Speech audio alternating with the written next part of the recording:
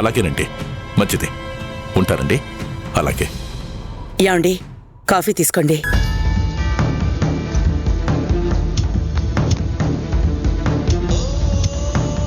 Lawyer గారు ఏమంటున్నారండి? మన Padmavati case నుంచి బయటపడుతుందంటున్నా? ఆయన కూడా అదే పనిలో ఉన్నారంట మహాలక్ష్మి. సాధ్యమైనంత వరకు శిక్ష పడకుండా ప్రయత్నం చేస్తాను అంటున్నారు. ఖచ్చితంగా చేయాలండి. ఎట్టి పరిస్థితుల్లోనూ శిక్ష పడకూడదు.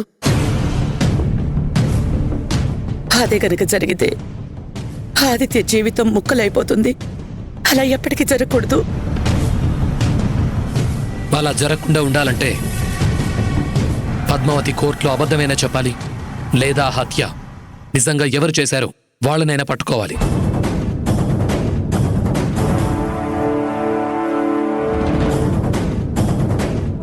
వీడేంటి మళ్ళీ వచ్చాడు? నేనే ఆ హత్య చేశానని నిరూపించే వరకు వీడు నిద్రపోయేలా లేడా ఏంటి? అంతా నా కర్మ.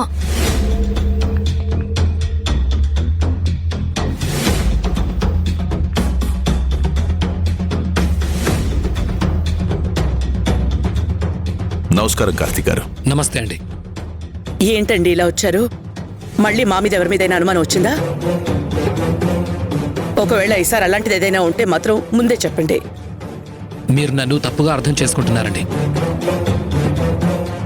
నేనెవరిని కావాలని అనుమానించను. వాళ్ళ మీద ఎంతో కొంత ఇన్ఫర్మేషన్ ఉంటేనే డౌట్ రైజ్ చేస్తాను. And it's a part of my duty. ఇంతకీ ఇప్పుడు ఏ పని మీద వచ్చారు ఎస్ఐ గారు? మా పద్మావతి కేసులో ఏదైనా ఇన్ఫర్మేషన్ దొరికిందా? దొరికిందండి.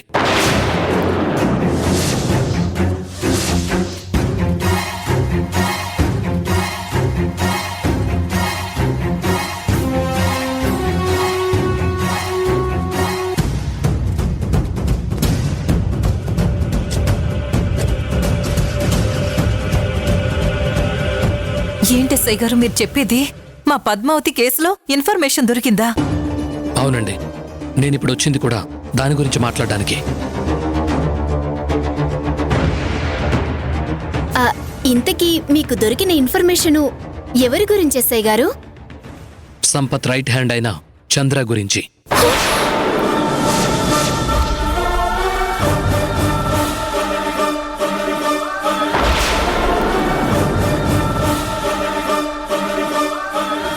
ఏంటి, చంద్ర గురించా? మీకు చంద్రం ఎవరు ముందే తెలుసా అండి?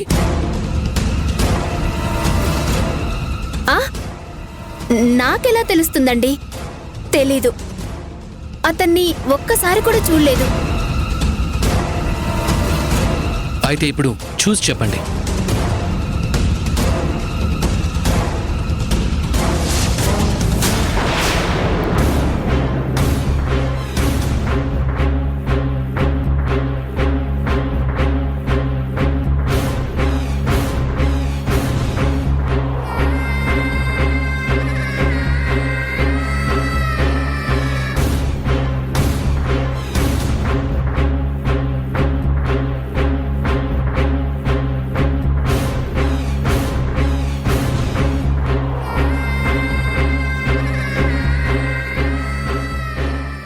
ఈ రౌండప్ చేసిన వ్యక్తే చంద్ర.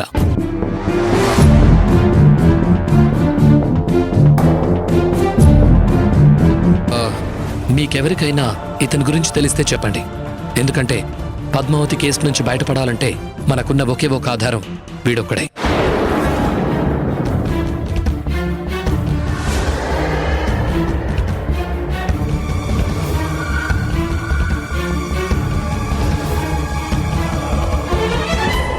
వీడు మర్డర్ జరిగిన రోజు నుంచి కనిపించట్లేదు.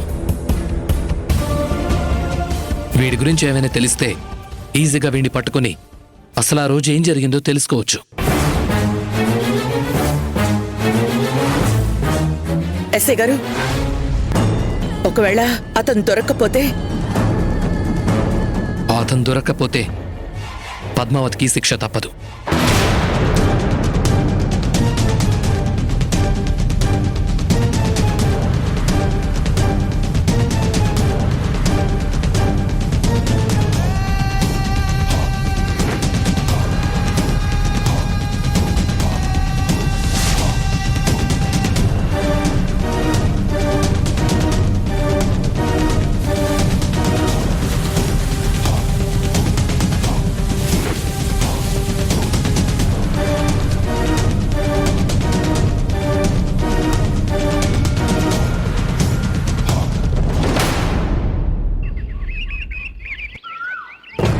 తల దించుకున్నంత మాత్రాన నువ్వు చేసిన పని కరెక్ట్ అయిపోతుంది అనుకుంటున్నావా? ఒక్క పని కూడా సరిగ్గా చేయటం రాదు. క్షమించండి అమ్మగారు. ఇంకా మాట్లాడుకో. నిన్ను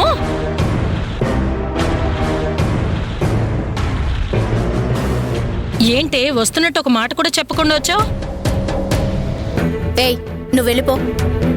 కానీ అమ్మగారు, ఇంకా చేయాల్సిన పనులున్నాయమ్మా. చెప్పింది చెయ్యి. పద.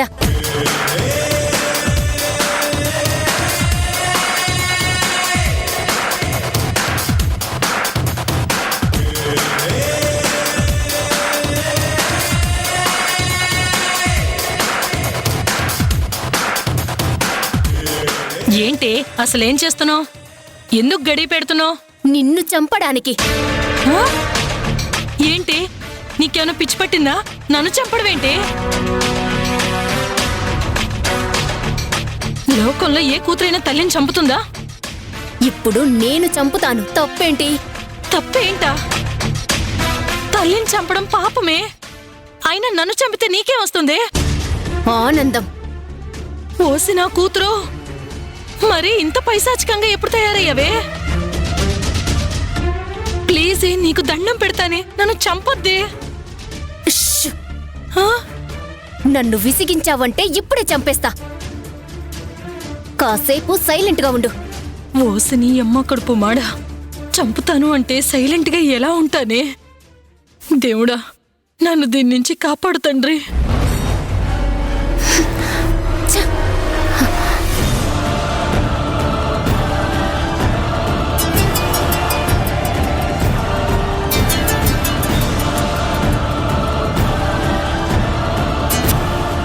హలో, నమస్తే మేడం.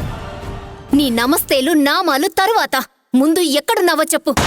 ఏంటి నన్ను చంపడానికి సుపారీ ఇస్తున్నావా? ప్రస్తుతానికి నేను చంద్రగిరిలో ఉన్నాను మేడం. రే ఈడియట్, ఇప్పుడు అక్కడికి ఎందుకెళ్ళావు? ఏమైంది మేడం? ఏదైనా సమస్య? సమస్య కాదు, నువ్వు గాని కనిపించావంటే చంపేస్తారు. ఏమంటున్నారు మేడం? అవును, ఆ సంపత్ని హత్య చేసింది నువ్వే అని పోలీసులకి డౌట్ వచ్చింది.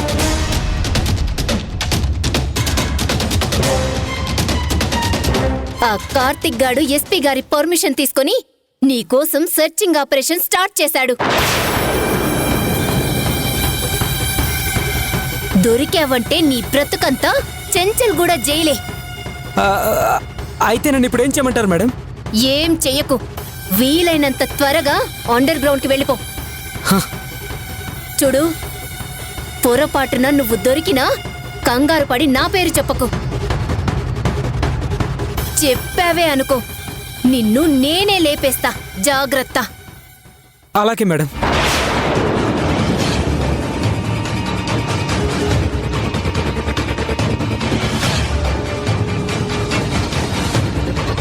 ఏంటి ఎవరు ఫోను? ఆ సంపత్ గారిని చంపిన చంద్రగాడు, పద్మావతి కేసులో మెయిన్ విట్నెస్. వాడుగాని పోలీసులకి దొరికితే ఇక పద్మావతి జైలుకు వెళ్లడం జరగదు.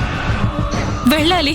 అది వెళ్ళకపోతే నువ్వు పెనవేసిన తాడు నీ మెడకే చుట్టుకుంటుందే. అప్పుడు నువ్వు వెళ్లాల్సి వస్తుంది జైలుకి. రానివ్వనమ్మా. అలాంటి పరిస్థితుల్ని ఎట్టి పరిస్థితుల్లోనూ రానివ్వను. ఈ లీల ఒకరిని ఇరికించే రకమే గాని ఇరుక్కుపోయే రకం కాదు. అది సరే, ఇంతకీ నువ్వు నన్ను చంపుతున్నట్టా వదిలేసినట్టా? క్షమాభిక్ష పెట్టినట్టు.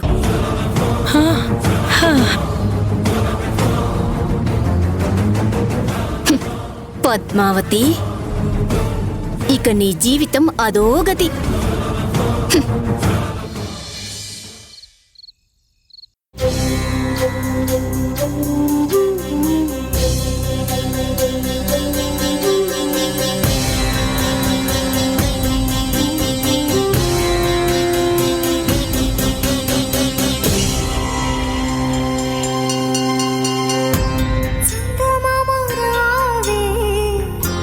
జాబిలి రావే కొండెక్కి రా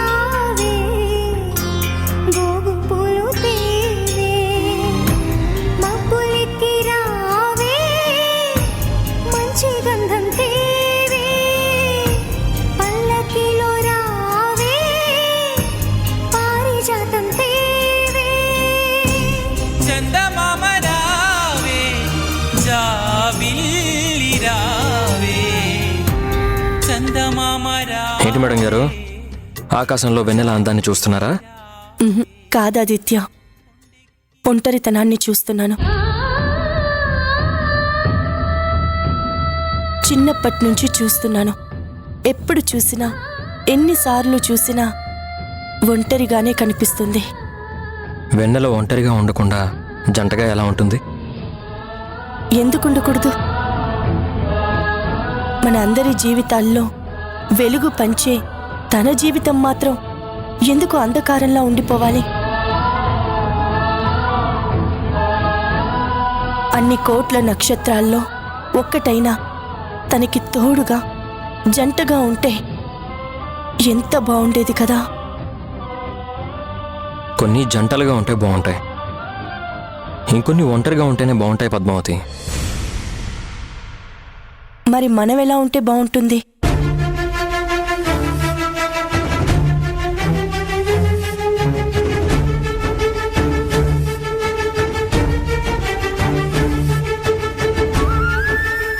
ఏంటలా చూస్తున్నావు? నేనేంటి ఇలా అడుగుతున్నానేంటా అనా? ఎలాగూ జరగబోయేది అదే కదా ఆదిత్య. రేపు కోర్టులో నాకు శిక్ష పడి నేను జైలుకి వెళ్తే నా జీవితం కూడా అలా వెన్నెల్లా ఒంటరి కావాల్సిందే కదా. నేను ప్రాణాలతో ఉండగా అలా ఎట్టి పరిస్థితుల్లోనూ జరగదు. నీకు శిక్ష పడదు, నాకు ఆ నమ్మకం ఉంది. అంత ఖచ్చితంగా ఎలా చెప్పగలవు? ఎలా ఏంటి? ఇందాక కార్తీక్ వచ్చి ఏం చెప్పాడో మర్చిపోయావా? ఆ చంద్ర అనే సంపత్ రైట్ హ్యాండ్ దొరికితే సంపత్ని చంపింది ఎవరో తెలిసిపోతుందని చెప్పాడు కదా. ఇంక నీకు శిక్ష ఎలా పడుతుంది? ఒకవేళ ఆ చంద్ర అనే వ్యక్తి సంపత్తిని చంపింది నేనే అని చెప్తే? నీకేమన్నా మతిపోయిందా? ఎందుకలా నెగిటివ్గా ఆలోచిస్తావు? నీకు నాతో కలిసి బతకాలని ఆశ లేదా? నాతో జీవితాన్ని పంచుకోవాలన్న కోరిక లేదా? ఉందా ఆదిత్య? నా చివరి శ్వాస వరకు నీతో గడపాలని చాలా ఆశగా ఉంది. కానీ విధిని మార్చలేం కదా. మనకు ఆ సీతారాముళ్ళ ఎడబాటే రాసి పెట్టుంటే మనం మాత్రం ఏం చేస్తాం? చేస్తాను, ఏదైనా చేస్తాను. నిన్ను జైలుకి వెళ్లకుండా కాపాడుకోవడం కోసం అవసరమైతే హైకోర్టుకి వెళ్తాను. అక్కడ న్యాయం జరగకపోతే సుప్రీంకోర్టుకి వెళ్తాను. ఏది ఏమైనా నా ఆస్తి మొత్తం ఖర్చయినా నిన్ను విడిపించుకుంటాను. ఒకవేళ అది సాధ్యం కాకపోతే నీకు బదులుగా నేను జైలుకి వెళ్తాను. అంతేగాని నిన్ను మాత్రం వెళ్ళనివ్వను పద్మావతి.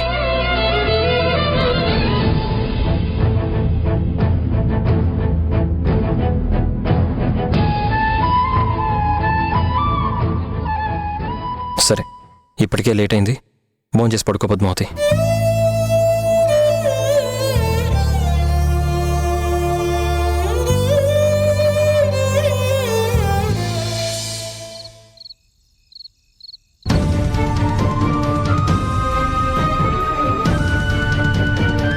కానీ నాకు ఈ శోభనం ఇష్టం లేదక్కా.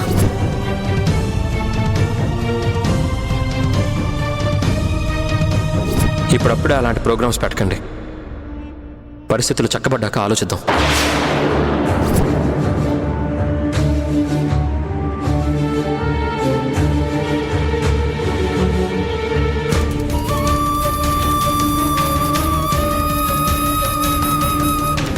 అక్క, కొంచెం పాలు తాగు. వద్దు వైష్ణవి, మనసంతా అదోలా ఉంది, తాగాలనిపించట్లేదు. ఏమైందక్కా? ఇంకేం కావాలి? ఇంట్లో ఏవైతే జరగకూడదనుకున్నానో అవన్నీ జరుగుతున్నాయి. కొత్తగా పెళ్ళైన ఇల్లు పచ్చటి తోరణాలతో కళకళలాడుతూ ఉంటుంది. కానీ మన ఇంట్లో ఆ కళ లేకుండా ఎప్పుడు ఏదో సమస్య వస్తూనే ఉంది. ముందంతా సంతోషంగా ఆనందంగా ఉండేది, కానీ ఇప్పుడు కన్నీళ్లు మాత్రమే ఉంటున్నాయి. ఒక్కరైనా ప్రశాంతంగా సంతోషంగా ఉన్నారా? పాపం ఆదిత్య పరిస్థితి చూస్తుంటే జాలిపడాలో బాధపడాలో కూడా అర్థం కావడం లేదు.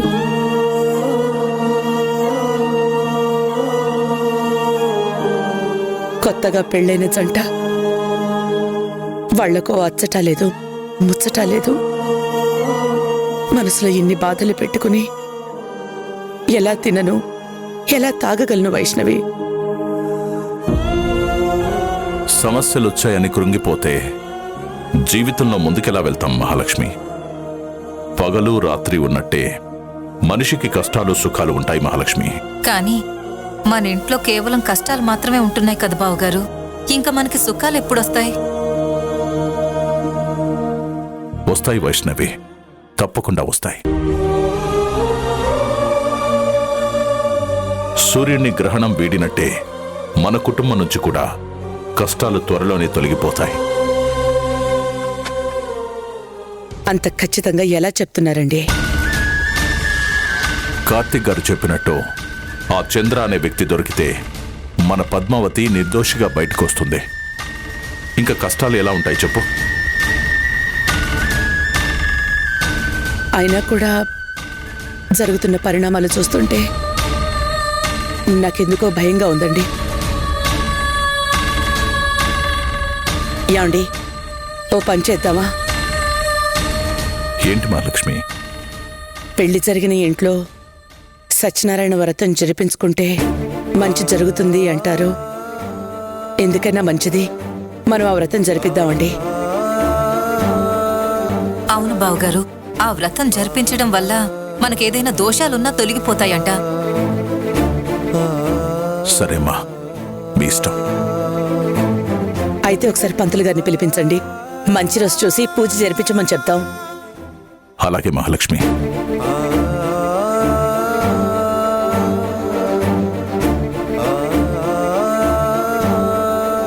హలో పంతులు గారు, నమస్కారం అండి.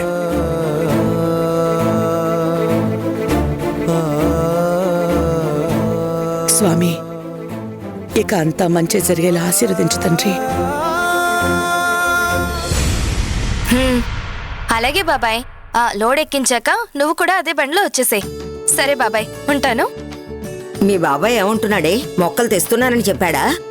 ఆల్రెడీ లోడ్ కూడా ఎక్కించేశాడంట. ఇంకో 4-5 గంటల్లో వచ్చేస్తానని చెప్పాడు.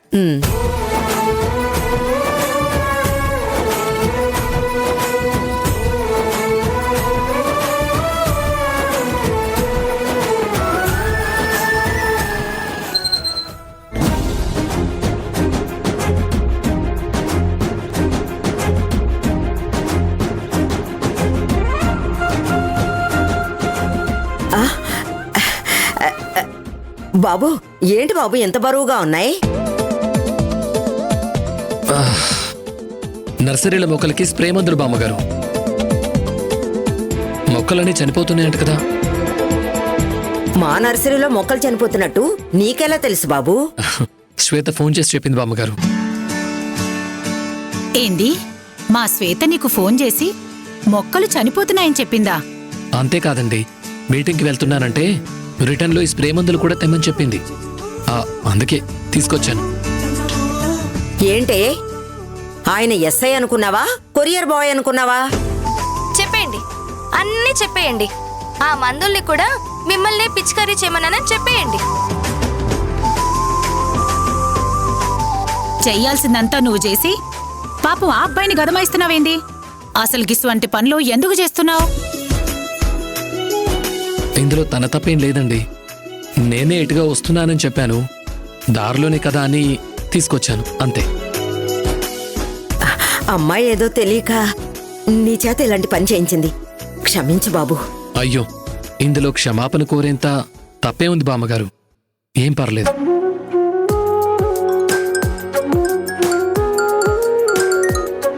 Hello, is it? ఎక్కడా? ఓకే ఓకే, నేను ఇప్పుడే ఎస్పీ గారికి ఫోన్ చేస్తాను. మీరు ఈలోగా లోకల్ పోలీస్ స్టేషన్కి ఇన్ఫార్మ్ చేయండి. ఓకే, గుడ్ న్యూస్ బామ్మగారు. ఏంటి బాబు అది? ఆ సంపత్ ప్రధాన అనుచరుడు చంద్ర తిరుపతిలో ఉన్నాడని ఇన్ఫర్మేషన్ వచ్చింది. వాడు గాని కోర్టులో నిజం చెప్పాడంటే ఇక మన పద్మావతి నిర్దోషిగా బయటకు వచ్చేయచ్చు. సంతోషం బాబు, చాలా సంతోషం. వెంటనే వాణ్ణి పట్టుకోండి బాబు. అలాగే బామ్మగారు, వస్తాను. అలాగే బాబు, వస్తాను. అలాగే బాబు, బాయ్.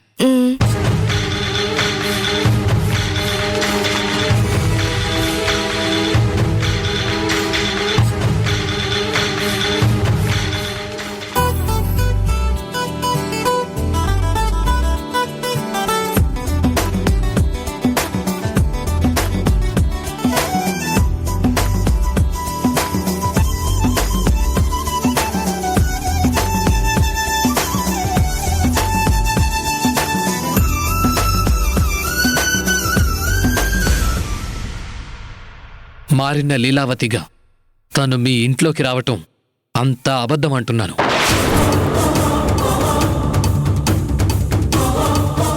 చూసారా అక్క? మొన్నేమో నన్ను అనుమానించారు, ఈ రోజేమో ఏకంగా నాటకమాడుతున్నాను అంటున్నారు. ఎందుకు ప్రతిసారి నా మీదే ఫోకస్ చేస్తున్నారు చెప్పండి? ఎందుకంటే సంపత్ని హత్య చేయించింది నువ్వే కాబట్టి.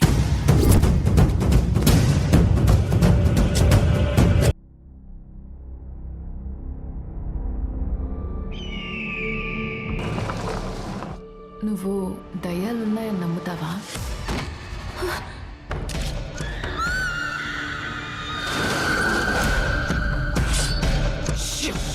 దయ్యం వస్తుంది.